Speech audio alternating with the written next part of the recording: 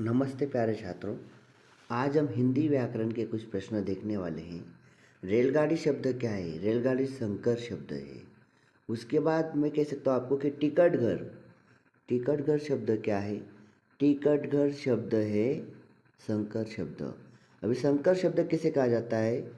जो शब्द, याद रखिए, दो भाषाओं से बनते हैं, हिंदी अंग्रेजी या अंग्रेजी हिंदी, ऐसे शब्द संकर शब्द कहलाते हैं।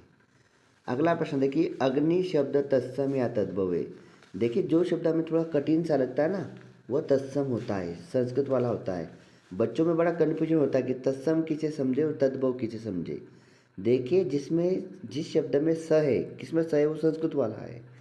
तत्सम शब्द संस्कृत वाला है क्योंकि उसमें स भी है। और तद्भव मतलब जो आसान हिंदी सा लगता है, आग तद्भव है अग्नि, तत्सम शब्द, याद रखिए। तत्सम और तद्भव शब्द में क्या अंतर है? देखिए, प्रश्न वापस मैं आपको इसके पहले भी बताया, वापस बता रहा हूँ।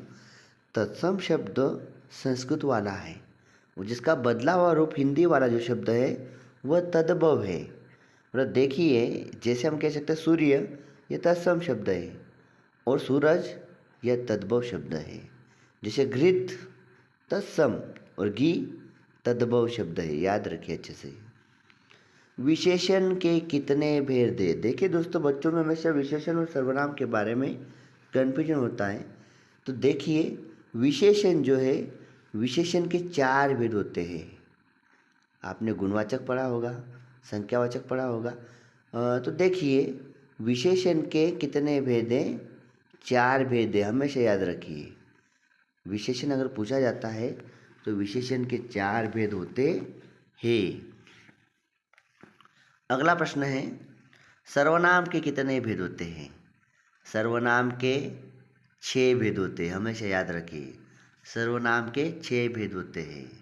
निश्चयवाचक आपको पता है, प्रश्नवाचक आपको पता है, बराबर, निजवाचक आपको पता है। तो सर्वनाम के 6 भेद होते हैं।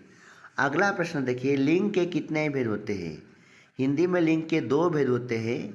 पहला पुल्लिंग शब्द, दूसरा स्त्रीलिंग शब्द। जिससे हमें स्त्री जाति का बोध होता है, स्त्रीलिंग शब्द होता है। जिससे हमें पुरुष जाति का बोध होता है, उसे पुल्लिंग शब्द कहते हैं, हमेशा याद रखिए।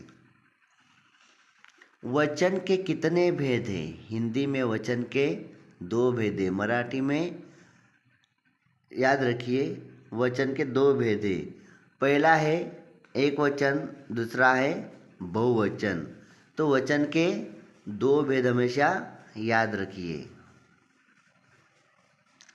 अर्थ के आधार पर वाक्य के कितने भेद हैं? यहाँ पे वाक्य शब्द छूट गया है। अर्थ के आधार पर वाक्य के कितने भेद हैं? तो अर्थ के आधार पर वाक्य के 8 भेद हैं। आपको पता होगा, विधानवाचक, निषेधवाचक, बराबर, विस्मयवाचक, ऐसे 8 भेद हैं सारे, इच्छावाचक। अगला प्रश्न है, रचना के आधार पर वाक्य के कितने भेद हैं? यहाँ पे वाक्य शब्द छूट गया है। रचना के आधार पर वाक्य के 3 भेद हैं, सरल वाक्य, संयुक्त वाक्य, मिश्र वाक्य। रचना के आधार पर वाक्य के कितने भेद हैं? 3 भेद है, जो मैंने अभी आपको बताया। अगला सवाल है, भाषा के कितने रूप होते हैं?